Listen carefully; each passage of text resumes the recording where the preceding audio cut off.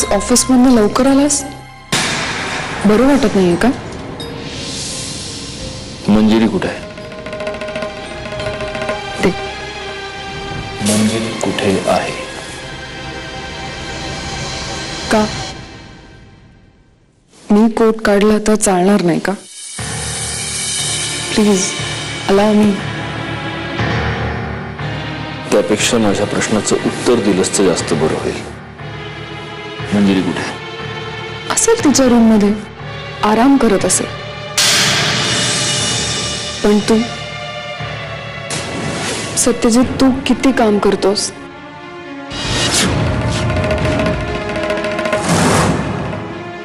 दमत असशील ना? कधीतरी स्वतःसाठी, घरासाठी वेळ काढत जा. मी आलेच. मंजिरी, मंजिरी. काय तुम्ही असे अचानक? का मी अचानक येऊ शकत नाही? नाही हो, म्हणजे मला माहित नव्हतं तुम्ही येणार. मी जेव्हा घरी परत येईन तेव्हा तू मला माझ्या समोर दिसली पाहिजेस, कळलं? तुम्ही फोन केला असता दुपारी येणार म्हणून मी थांबले असते. मी जेव्हा घरी येईन तेव्हा तू मला समोर पाहिजेस, कळलं? मला पुन्हा पुन्हा तेच बोलायला लावू नकोस. हो, पण मला माहित नव्हतं तुम्ही येणार. एकदा सांगितलेलं कळत नाही का तुला?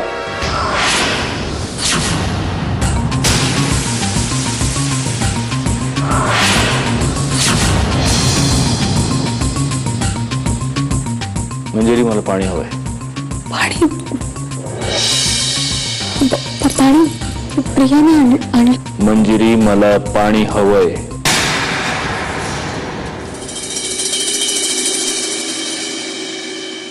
अहो पाणी.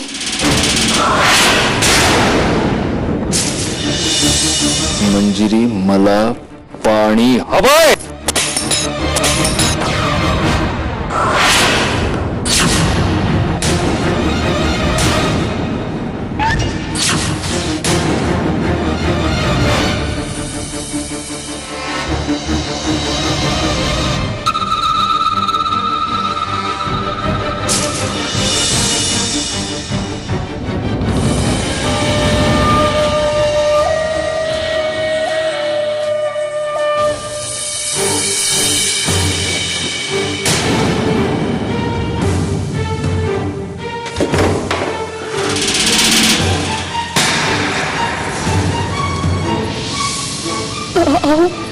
मला माहित नव्हतं तुम्ही.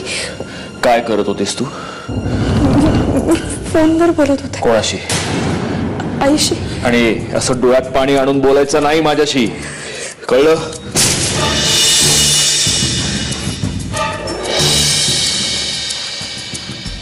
आई सांगत होती. मला नाही जाणून घ्यायचंय आई काय सांगत होती ते. मी आईला सांगत होते की मी जाणार आहे ना. जाणार? कुठे? पुण्याला, माझ्या माहेरी. का? कंटाळाला इथला? हा? बोर होता तुला इकडे? आवडत नाही इथली माणसं? काही जायचं नाही माहेरी बिहेरी कुठे, कळलं? पण मी आईला सांगितलं ना एकदा. मराठी भाषा कळत नाही?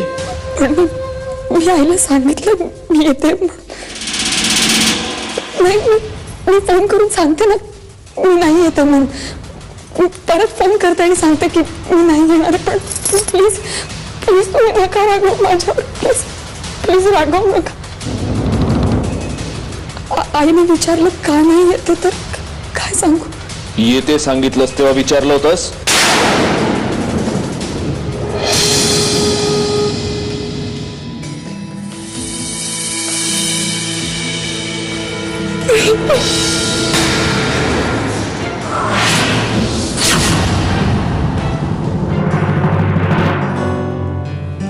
पंधरा वस्तू आहेत, संध्याकाळपर्यंत यायला पाहिजेत म्हणावं आणि व्यवस्थित पॅकिंग करून आणा. हो जा.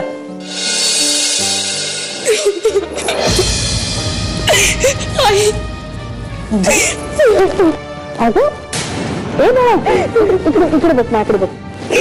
काय झालं हं? तू बैस आधी जरा बैस. शांत हो, शांत हो मंजिरी. अगं सांग ना बाळा, तू सांगितलं नसतं मला कळणार कसं. आई हे नाही म्हणतात माहेरी जायला.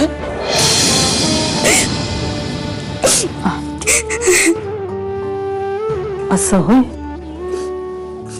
मग त्यात रडायचं काय एवढं. नाही मी आईला फोन केला होता, तिला सांगितलं तर केवढी खुश झाली होती. आता काय करू मी. बाळ बघूया, आधी डोळे पुसा. डोळ्यातून पाणी येणं चांगलं असतं का. आई मला नाही काही कळत. कसं आहे ना मंजिरी, सत्यजितचं प्रेम आहे तुझ्यावर, म्हणून त्याला आता तू 2-4 दिवस काय 2-4 तास सुद्धा लांब गेलेली नकोस. असेच असतात ग पुरुष, आणि म्हणूनच तो तुला नाही म्हणतोय जायला. आई पण ते खूप चिडलेत माझ्यावर. अगं आपल्या माणसाला आपणच सांभाळून घ्यायचं असतं नाही का. हे बघ, तो चिडतो पण तो लगेच शांतही होतो. आई पण तेवढंच सांगायला केवढे चिडले, मग मला भीती वाटते. अरे बापरे चिरी, आता तू आली आहेस ना, तो बदलेल हळूहळू. अगं एवढा मोठा बदल काही एका दिवसात घडणार आहे का. आणि तो बदलतोय, तुला माहिती आहे ना. मग मी आईला काय सांगू. मी बोलू वेणूबाईंशी. मग आता काळजी करू नको. डोळे पुसा आणि हसा.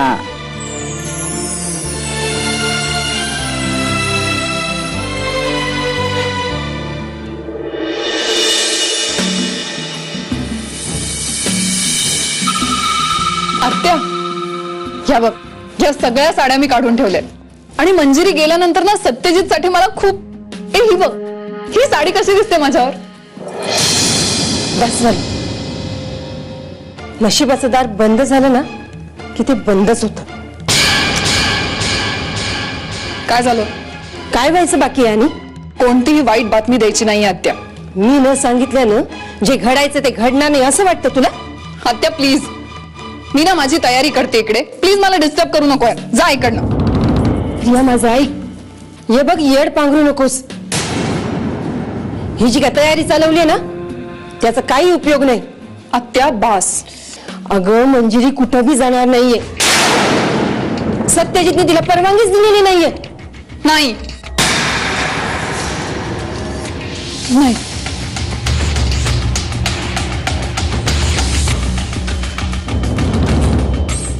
मंजिरीला स्वतःपासून लांब जाऊ देत नाहीये.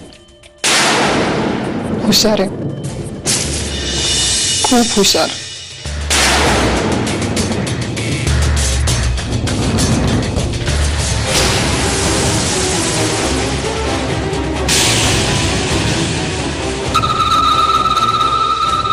मी पण बघते किती दिवस मंजिरीची ढाल करतो ते.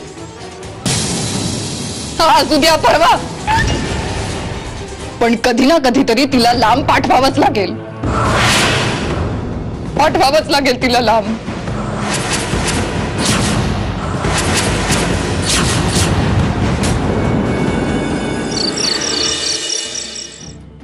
एक तर आधीच फोनची वाट बघून बघून जीव जायची वेळ आली माझी.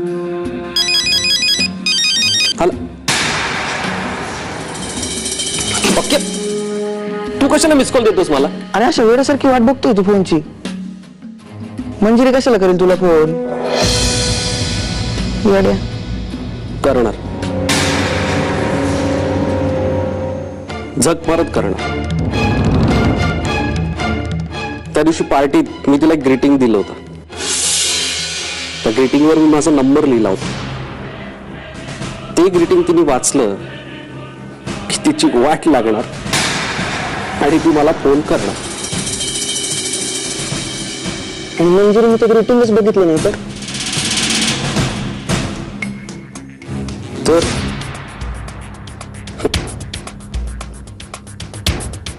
तो सत्यजित मात्र नक्कीच बघेल. आणि मग खरा खेळ सुरू होणार.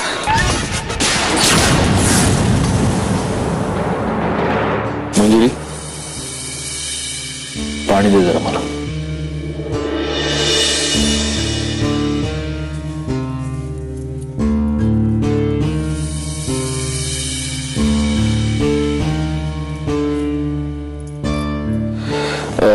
मंजिरी, तुला एक गोष्ट सांगायचीच राहिली. विहंग आता कायमचा शिफ्ट होतोय कोल्हापूरला. कसं आहे, इथलं काम खूप वाढलंय.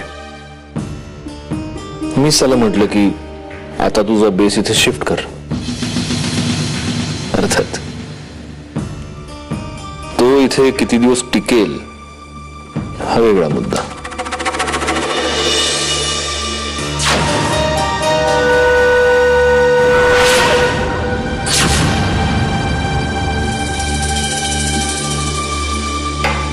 मी हे सगळं तुझ्याशी बोलतोय मंजिरी.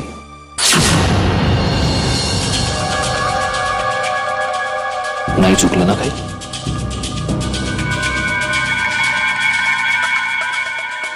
मग विषय संपला.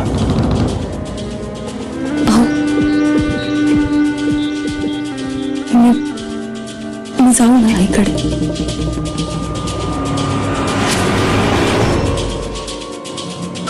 मंजिरी, आत्ता तू कबूल केलंस ना की मी ऑफिस मधून घरी आल्यानंतर तू मला समोर दिसायला हवीस.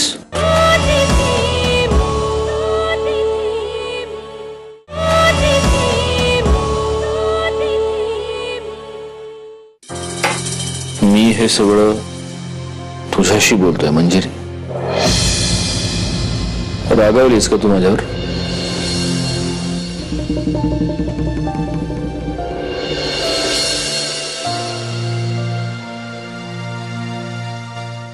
मगाशी मी बाहेर जे काही बोललो त्यावरून तू आता चिडून दाखवतेस मला.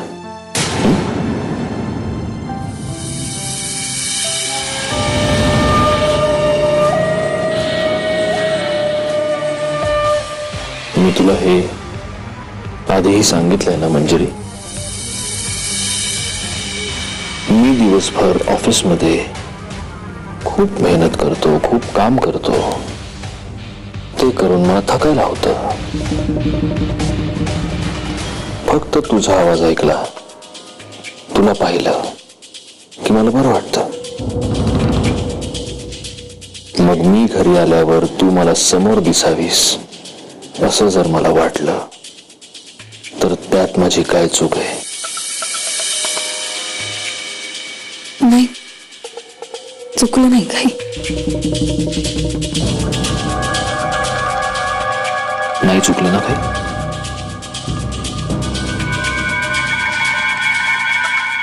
मग विषय संपला.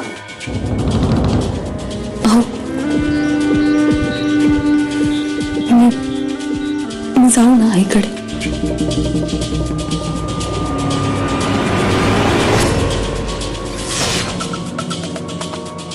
मंजिरी, आत्ता तू कबूल केलंस ना की मी ऑफिस मधून घरी आल्यानंतर तू मला समोर दिसायला हवीस. आणि आता लगेच जायच्या गोष्टी करतेस. नाही, मी म्हणत होते की असं काय करतेस तू? अगं आत्ता कुठे आपल्या दोघांना या रूम मध्ये एकत्र राहण्याची परमिशन मिळाली, हो की नाही? आणि आता तू जाणार काही दिवस थांब, मग मी स्वतः तुला सोडून येईन पुण्याला.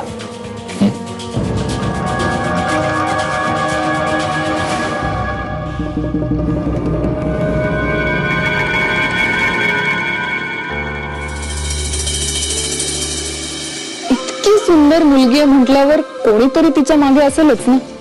आता हीच गोष्ट मंजिरीच्या नवऱ्याला कळल्यानंतर तिच्या घरात काय तमाशा होतो ना ते बघायचं. आता मंजिरी बाबत अशा काही गोष्टी त्याच्या कानावर गेल्या की त्यांच्या संसारात संशयाने विष कालवलंच समज.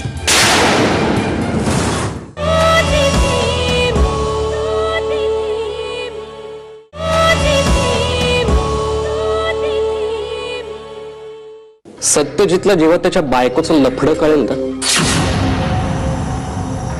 तेव्हा खरी मजा येईल. अरे पण तुझं मंजिरीचं कधी लफडच नव्हतं. अख्ख्या कॉलेज जरी वाटत असलं ना तरी मला माहिती आहे ना तूच आपला आशिक दिवाना.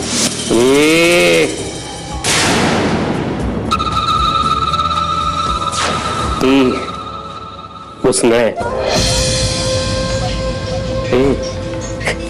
बाळा असं नाही बोलायचं हा. एकदा बोलला शेवटचा परत नाही. अरे पण अशा पक्या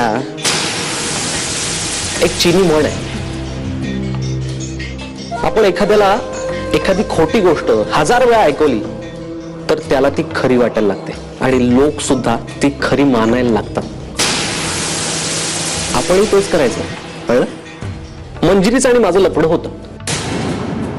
काय होतं?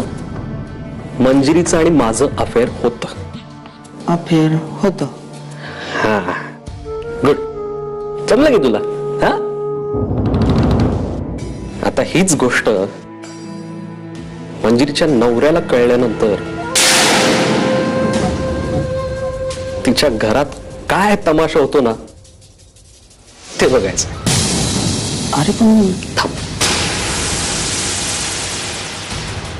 ही मुलगी दिसते त्या दिवशी पार्टीत हे प्याद मिळालंय आपल्याला. हिचं आणि त्या सत्यजितचं नक्की काहीतरी घोळ आहे, मला जाम गॅरंटी आहे. त्या दोघांना एकत्र नाचतानाच माझ्या लक्षात आलं होतं की इथे पाणी मुरतंय.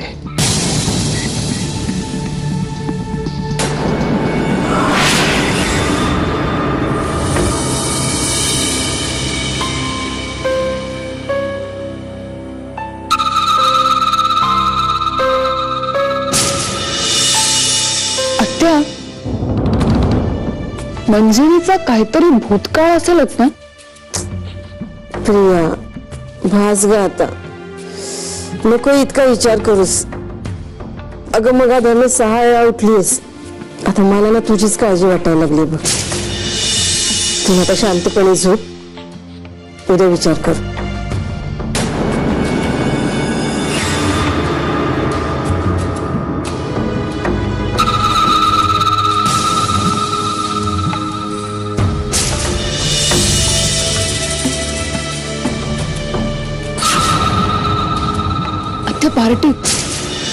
पार्टीत तिची कोणीतरी मैत्रीण आली होती ना.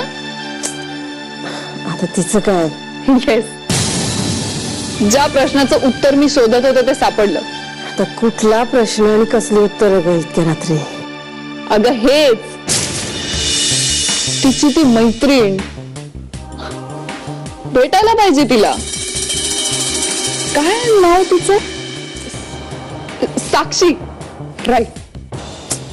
काय ग आता काय तिची खणा नारायण ओटी भरायची आहे काय? कशाला भेटायचंय तिला? असं काय करतेस आत्या? ग मंजिरी बद्दल सगळं माहित असेल तिला, आणि काही झालं तरी घरची झाली आता ती. आपल्या मंजिरीची जवळची मैत्रीण आहे नाही का, मग भेटायला नको? त्याला काय होणार? आणि भूकंप भूकंप येणार आहे आत्या. हे बघ आता काहीतरी बरवू नकोस. हा आत्या, तिला आपल्या मंजिरी बद्दल सगळं माहित असेल. म्हणजे कॉलेजमध्ये मंजिरी मागे कोण होतं, तिचं कोणाशी काही होतं का? मला ना मंजिरी त्यातली नाही वाटत. नसेल ना, नसेल त्यातली, पण आता इतकी सुंदर मुलगी आहे म्हटल्यावर कोणीतरी तिच्या मागे असेलच ना. अगं पण नुसतं मागे असण्याचा आता काय संबंध? तोच संबंध आपण जोडायचा आत्या. आता बघ, मंजिरीकडे कोणी बघितलेलं सुद्धा चालत नाही सत्यजितला. आता मंजिरी बाबत अशा काही गोष्टी त्याच्या कानावर गेल्या की त्यांच्या संसारात संशयाने विष कालवलं समज.